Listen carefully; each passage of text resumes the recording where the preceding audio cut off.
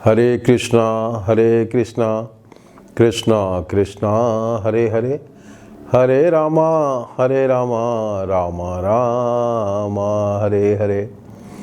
आज हम लोग बहुत दिलचस्प कहानी सुनने जा रहे हैं। वो कहानी है श्री राधा और कृष्ण की। राधा और कृष्ण के बारे में पूरे दुनिया में बहुत संदेह है। उनकी शादी हुई या नहीं आई, लोग जानना चाहते हैं कि राधा कृष्ण कौन थे। तो वही कहानी आप लोग आज सुनने जा रहे हैं। श्री कृष्ण भगवान कौन है, पहले तो यह जानना है। श्री कृष्ण भगवान है द्विज, मतलब दो हाथ वाले, और मुरलीधर, मतलब मुरली हमेशा उनके पास रहता है। त्रिभंग ललित, मतलब भगवान कृष्ण जो है वो तीन जगह से टेढ़े हैं। और नित्य वृंदावनवासी, हमेशा वो वृंदावन में ही रहते हैं, वृंदावन छोड़कर कहीं नहीं जाते। दो वृंदावन धाम है, एक है दिव्य वृंदावन धाम। दिव्य मतलब गोलोक धाम, जो इस संसार में धरती पर नहीं है, वो भगवान का धाम है। वहाँ भगवान हमेशा 15 साल की अवस्था में रहते हैं, कभी उनका उम्र नहीं बढ़ता। और राधा जी भी 14-15 की ही अवस्था में रहती हैं, कभी उनका उम्र नहीं बढ़ता। उसको बोलते हैं दिव्य वृंदावन धाम। और वही धाम अपने भक्त को, अपने प्रेमी को खुश करने के लिए, आनंद देने के लिए वृंदावन धाम धरती पर प्रकट हो जाता है। वही यहाँ वृंदावन धाम है जो उत्तर प्रदेश में है। वहाँ की कहानी है। वृंदावन धाम में जंगल है और वन, वृंदावन माने वन को ही जंगल कहते हैं। तो जंगल है, उसका नाम है भांडीर वन। जिस समय कृष्ण जी बच्चे थे, अपने पिता नंद के यहाँ रहते थे, उस समय 9 लाख गाय थी उनको, 9 लाख गाय, और बच्चा भी उसका था बहुत सारा। तो सारी गाय चढ़ने जाती थी कहाँ? भांडीर वन में। बहुत घना वन था और वहाँ बहुत सारा हरा हरा हरा घास रहता था, तो गाय चढ़ने जाती थी। एक दिन नंद बाबा सोचे कि गाय चढ़ने जाती है और उसको चराने वाले लोग जाते हैं, तो कैसे चराते हैं, पानी पिलाते हैं कि नहीं, अच्छा जगह चारा देते हैं कि नहीं, कि वो अपने सो जाते हैं और गाय कहीं तो निरीक्षण करने के लिए, मतलब जांचने के लिए नंद बाबा भांडीर वन जाने लगे। तो भांडीर वन जाने लगे तो कृष्ण जी तो बच्चे थे, बहुत छोटे थे, तो बोले हम भी जाएंगे। तो नंद बाबा बोले कि अभी नहीं, हम वन में जा रहे हैं, बाद में चलना मेरे साथ। तो नहीं, हम भी जाएंगे। वो जिद करने लगे, मचल गए। तो नंद बाबा सोचे कि चलो ले ही जाते हैं इसको। तो उसको श्री कृष्ण जी को गोद में उठा लिए, चलो। चले गए, भांडीर वन में गए, सब गाय को देखे, गाय चराने वाले को देखे, और गोद में इनको कृष्ण था। लेकिन देखे क्या कि पूरा बादल चारों ओर घिरा हुआ है, एकदम काली घटा छा गई, और थोड़ा थोड़ा 1-2 बूंद कहीं कहीं मोटा मोटा पानी का बूंद पड़ रहा है, और आंधी तूफान बड़ी जोर का चलने लगा। तो कदम के पेड़, तमाल के पेड़ सब हिलने लगा बहुत जोर से, और डाल, कुछ डाल टूटने भी लगा। तो नंद बाबा डर गए कि भाई इतना बारिश होगा तो मेरा कृष्णा तो भीग जाएगा, बीमार पड़ जाएगा। इसलिए एक बट वृक्ष के नीचे, बट के वृक्ष के नीचे वो खड़े हो गए और कृष्ण जी को गोद में लिए हुए भगवान का ध्यान करने लगे। भगवान को याद किए, नारायण को, कि बच्चा को बचाना है। तो जब नारायण को याद करने लगे तो बहुत ज़्यादा सूरज के समान प्रकाश हुआ, और उस प्रकाश से श्री राधा निकल गई। तो राधा को देख के ही अचंभित हो गए, सोचे इतनी खूबसूरत राधा, इतनी खूबसूरत राधा ये वन में कैसे आ गई। तो इनको याद आया कि कृष्ण का जब जन्म हुआ था उस समय गर्गाचार्य आए थे उनका नाम संस्कार करने, नामकरण करने।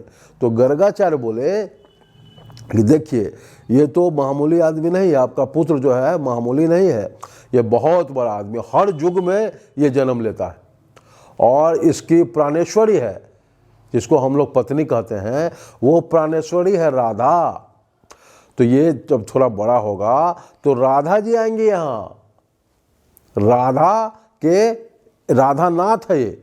नाथ मीन्स पति, हम लोग जिसको पति पत्नी कहते हैं, मम्मी पापा कहते हैं, वही राधा। राधा नाथ ये कृष्ण है और राधा आएगी। राधा तत्व के बारे में गर्गाचार्य नंद बाबा को बताए थे, तो उस समय तो सुन रहे थे, लेकिन अभी जब राधा जी को देखे तो इनको सब याद आ गया, सारा रहस्य। अरे ये तो राधा है, उन्हें भगवान है श्री कृष्ण और उनकी पत्नी है राधा। तो क्या किए, गोद में लेकर श्री कृष्ण को बोले, पहले प्रणाम किए राधा जी को। तो राधा जी प्रणाम, आप इस वन में कैसे आ गई? सो हम जानते हैं कि आपके प्राणनाथ मेरे गोद में है। यही श्री कृष्ण आपके पति हैं, आपके प्राणनाथ हैं और आप इनके प्राणेश्वरी हैं। तो इनको लेके कृष्ण को और राधा जी के गोद में दे दी। राधा जी उसको लेके, और वहाँ से भी और घना जंगल था, उसमें घुस गई, चली गई। नंद बाबा वहीं खड़े रहे। अंदर गए तो हाथ से कृष्ण जी गायब हो गए। हाथ में बच्चा कृष्ण थे, बालक कृष्ण गायब हो गए। अब ये सोचिए कि अरे नंद तो बोले हैं कि हमको पहुंचा देना, मेरे बच्चा को, मेरे पुत्र को लौटा देना। तो बोले कि मेरा पुत्र है तो हमको बाद में तुम लौटा देना। तो सोची कि तो जो गायब हो गया वो हमको क्या लौटाएंगे। थोड़ी देर में देखती है क्या कि एकदम मेघ के समान श्यामल शरीर और पैर में नुपुर, घुंघरू के जैसा, कमर में करघनी की लड़ियां लटक रही है, दोनों हाथ में कंकन है और बाह में बाजूबंद। बाजूबंद सब सोने का है और उस पर एक पीला पीतांबर लहरा रहा है। कान में मकराकृत कुंडल है, माथे पे सोने का मुकुट है और रत्न जटित है, उसमें हीरा जवाहरात वैदुरमणि स्फटिक सब लगा हुआ है, रत्न आभूषण। और भगवान का नेत्र जो है, भगवान का जो आंख है, वो कमल की पंखुड़ी लाल लाल होती है उसके समान। और भगवान मंद मंद मुस्कुरा रहे हैं, हाथ में बांसुरी लिए हुए। राधा तुमको याद है, हम लोग जब दिव्य वृंदावन में धाम में थे तो तुम मेरे साथ रहती थी। हम तुम्हारे हैं और तुम हमारे हो, तुम मेरे प्राण हो, तुम्हारे बिना हम नहीं जी सकते हैं। तो राधा जी कुछ सोचने लगी। वे बोले कि हम और तुम दो नहीं हैं, जो तुम हो वही हम हैं। मतलब हम दोनों अलग अलग नहीं हैं, एक ही हैं। एक कैसे हैं? जैसे कोई कुम्हार मिट्टी से बर्तन बनाता है, तो मिट्टी अगर उसको नहीं मिलेगा तो कैसे बनाएगा? तो उसी तरह हम तुम अलग हैं, एक ही हैं। सोनार क्या करता है? सोना से आभूषण बनाता है, माने गहना, कान में, नाक में पहनने वाला, गला में पहनने वाला, हनुमान जी सब सोनार बनाता है। सोना नहीं होगा तो कैसे बनेगा? जैसे आग है तो आग में बहुत जलाने की शक्ति होती है, तो उसी तरह हम और तुम हैं। हम हैं शक्तिमान और तुम हो मेरी शक्ति, मेरी आह्लादनी शक्ति, माने मेरे अंदर की शक्ति तुम ही हो। तुम्हारे बिना हम कुछ नहीं है। इतना बात किए, फिर दोनों आदमी एक दूसरे का हाथ पकड़े और आनंद मनाना चाहे। माने बादल छाया हुआ था नृत्य करने के लिए, उतने में प्रकाश, फिर सूर्य के समान प्रकाश आया और उस प्रकाश से निकले चतुर्मुख, मतलब चार मुख वाले ब्रह्मा जी। ब्रह्मा जी आ गए, चार मुख था उनका। और ब्रह्मा जी ये राधा और कृष्ण को प्रणाम किए, दंडवत किए, प्रणाम किए, झुक के प्रणाम किए और उनकी स्तुति किए। स्तुति का मतलब कि राधा और कृष्ण की प्रशंसा करने लगे। ब्रह्मा जी इनकी बहुत देर तक प्रशंसा किए। 60,000 साल तपस्या किए थे, तब उनको राधा कृष्ण का दर्शन हुआ। माने देखे, 60,000 साल तपस्या करके आए थे। तो जैसे ही ब्रह्मा जी प्रकट हुए, इन लोगों को प्रणाम किए, दंडवत किए, स्तुति किए, तब ब्रह्मा जी क्या किए? अग्नि प्रज्वलित कर दिए। अग्नि मतलब आग।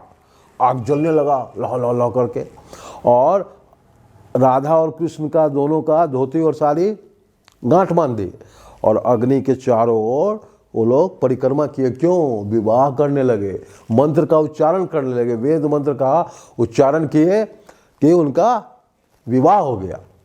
उस विवाह के बाद राधा जी का हाथ कृष्ण जी के छाती पर रख दिए और कृष्ण जी का हाथ राधा जी के पीठ पर रख दिए और फिर वेद मंत्र का उच्चारण किए।